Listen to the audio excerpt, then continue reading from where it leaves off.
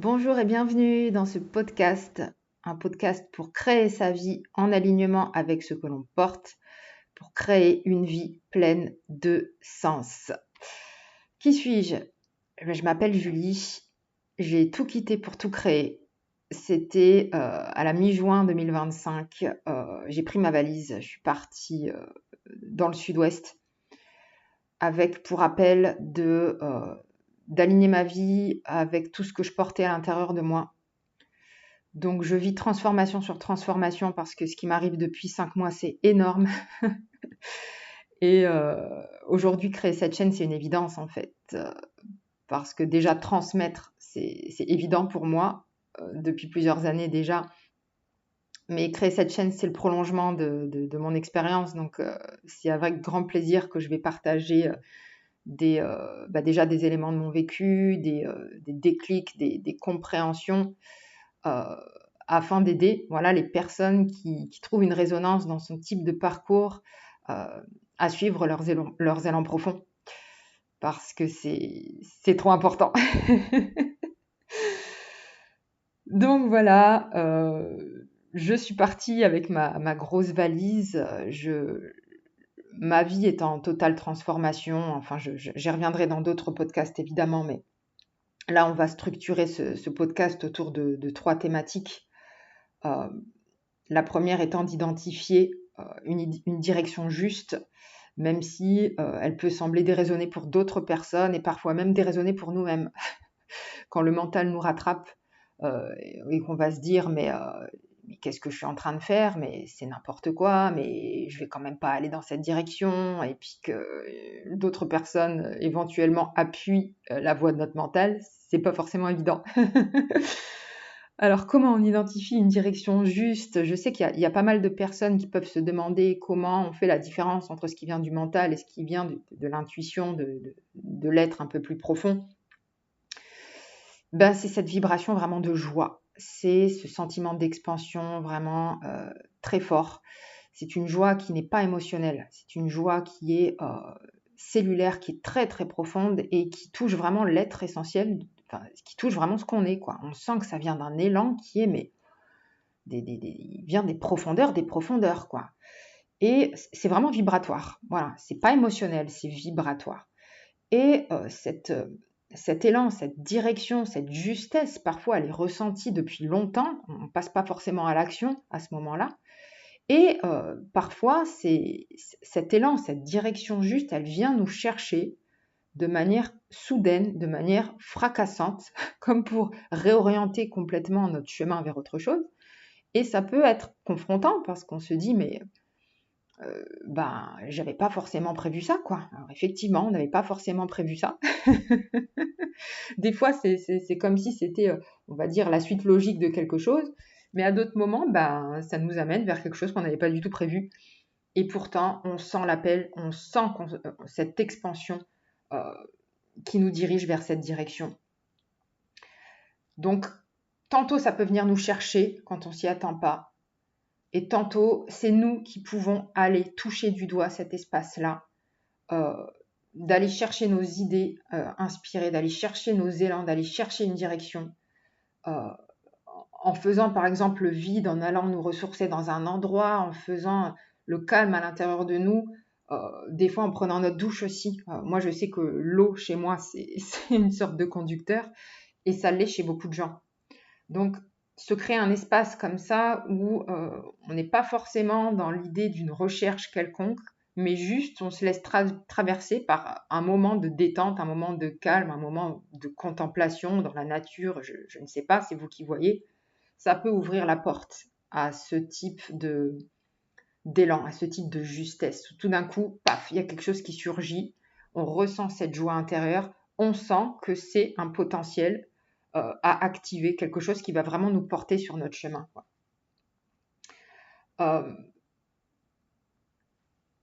Cette reconnaissance-là, ça va être très important déjà de l'identifier, mais de l'honorer. De l'honorer et de croire que c'est possible. De l'honorer et de croire qu'elle a sa justesse sur notre chemin. Qu'elle n'est pas juste là pour le décor. Qu'elle n'est pas juste là pour faire joli. Que c'est pas juste une idée qui traverse notre tête. Et puis on va mourir avec. avec cette idée. Non, non, non, non. En tout cas, c'est pas ma vision. Et si vous m'écoutez, je pense que vous partagerez cette idée, ou alors vous doutez, mais vous avez peut-être besoin d'une voix extérieure qui vous confirme que c'est réel. Je pars vraiment du principe, j'ai la profonde conviction que nos aspirations les plus profondes, elles ont une raison d'être. Elles sont là pour être vécues. Elles sont pas là pour juste être traversées. Elles sont là pour être vécues. Comme si c'était des présences à part entière, vivantes, qui voulaient avoir leur existence là dans notre vie, dans notre quotidien, quoi. Et donc, moi, c'est vraiment l'essence de mon message. C'est ça. J'ai tout déraciné pour créer ça. J'ai tout quitté pour créer ça. Et je suis en train d'embrasser ma plus belle vie. Alors que tout l'ancien est fini. Toute mon identité d'avant est finie. J'ai vécu des terreurs vraiment très fortes. Mais pourtant, cette joie était plus forte. Les deux pouvaient coexister, mais cette joie était plus forte. Et voilà, c'est énorme en fait, c'est énorme. Ce qui nous retient de vivre notre vraie vie, donc de suivre nos appels profonds, de suivre nos élans.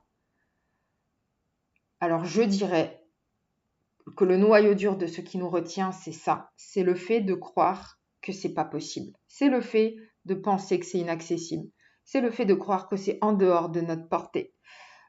Que c'est trop beau pour être vrai. Et vous, je sais de quoi je parle en disant ça, vraiment, je sais de quoi je parle. Parce que toute ma vie a été rythmée par ça.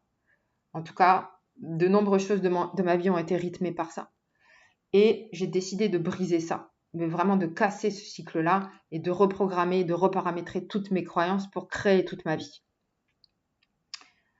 Le noyau dur de ce qui nous retient, c'est nos croyances limitantes, c'est le fait de penser que ça va être trop difficile, que ça va être trop compliqué, que ça ne sera pas possible.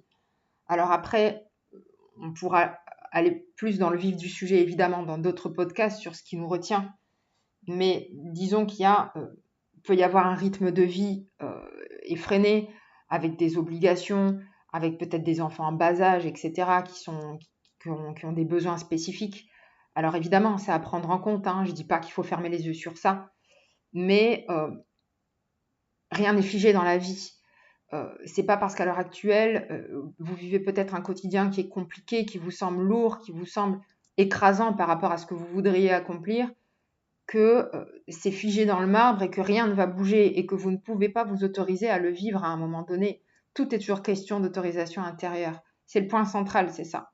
Ce qu'on va s'autoriser à vivre, ce qu'on va s'autoriser à croire. Parce que la croyance va générer une action. Une croyance négative ne générera absolument pas les mêmes actions qu'une croyance positive. Ça, c'est clair et net. Ça peut être aussi le refus, la peur ou le refus de se détacher de liens qui ne vont pas soutenir notre projet, notre vision, qui vont être critiques envers notre projet, où il y aura peut-être des conflits, etc. Donc, ça peut être ce type de choses. Évidemment, la peur du jugement, du qu'en dira-t-on. Je pense notamment à un monsieur que j'avais rencontré il y a quelques années à un rendez-vous chez Pôle emploi. C'était un rendez-vous en groupe. Et le monsieur à côté de moi, il me dit, mais j'ai une collègue, elle vient de péter un câble. Elle est juriste. Elle a une super situation. Elle vient de tout quitter pour créer des bijoux. Et là, je me dis, dans ma tête, je me dis, mais elle a tout compris en fait. Et je sais que ça peut être difficile, mais en tout cas, ça peut être vu comme vraiment des choses déraisonnées, quelque chose de déraisonné du point de vue des autres, qui ne comprendront pas, parce qu'ils sont attachés à une vision un peu plus classique selon laquelle métro, boulot, dodo, conditionnement, un bon salaire, une bonne situation, et on ne quitte pas ça. Ouais, sauf qu'au bout d'un moment, quand on s'étouffe et qu'on se sent vraiment appelé à autre chose, je trouve que la décision la plus sage, c'est de suivre son appel. Alors évidemment, c'est peut-être moins... euh, c'est plus déstructurant parce qu'on n'a pas forcément de visibilité, on ne sait pas ce que ça va donner, mais on s'aligne. Et il n'y a pas de prix à ça. Il n'y a pas de prix à ça. La peur de l'échec, la peur de la réussite, la peur de toucher notre grandeur, de toucher notre joyau. C'est surtout quand on parle vraiment à partir de l'être. Voilà, ce que je fais, ça parle vraiment de mon être. Et ça a une visée, une portée plus large que juste de l'évoquer auprès des amis ou de mon voisinage, hein. C'est vraiment à une portée large en fait. Et c'est aussi apprivoiser ça. Et je sais que beaucoup de gens peuvent se trouver dans ce type de situation où il faut contenir un petit peu, apprivoiser cette notion de je me croyais être un lac et en réalité j'ai un océan à l'intérieur de moi, quoi. Parce qu'en réalité c'est ça qu'on est. On est cet océan en connexion avec tout un ensemble d'autres océans en fait qui s'ignorent la plupart du temps. Et toucher ça du doigt, c'est vraiment, c'est retoucher à la grandeur de notre nature profonde, en fait. Et petit clin d'œil que j'avais pas prévu de dire lors de ce podcast, l'océan, le vrai océan, hein, permet une reconnexion à notre être. Voilà, je l'ai vécu, je pourrais en parler dans d'autres podcasts, c'est un truc de malade. Mais la nature au sens large, hein, ça aussi je l'évoquerai. Donc voilà, le tronc commun de vraiment ce qui nous limite, c'est nos croyances selon lesquelles ça va pas être possible, pour plein de raisons différentes. Ça sera pas possible, ça va être trop dur, c'est hors de ma portée, c'est trop beau pour être vrai, je peux pas réaliser ça, je peux pas me le permettre, je peux pas me le permettre. Voilà. Et du coup, là, je vais parler de quelque chose de très précieux pour moi, même si tout est précieux dans ce que j'évoque là, parce que je le vis. Ce que je vais évoquer là, du coup, c'est l'impact d'un choix profondément aligné. Donc évidemment, pas un petit choix, hein, mais un vrai choix qui va changer une vie, qui va être profondément aligné. L'impact de ce type de choix, c'est déjà qu'il va engendrer des transformations énormes à l'intérieur de vous. Et ces transformations énormes, déjà, vous allez tellement renaître de ça. Vous n'allez pas comprendre ce qui vous arrive, en même temps, vous allez très bien le savoir, mais vous allez renaître de ça. Vous allez découvrir des choses hallucinantes de vous. Vous allez toucher des espaces de vous qui sont complètement expansifs et qui alimentent complètement la joie dont j'ai parlé 5 minutes plus tôt. En fait, tout s'auto-alimente.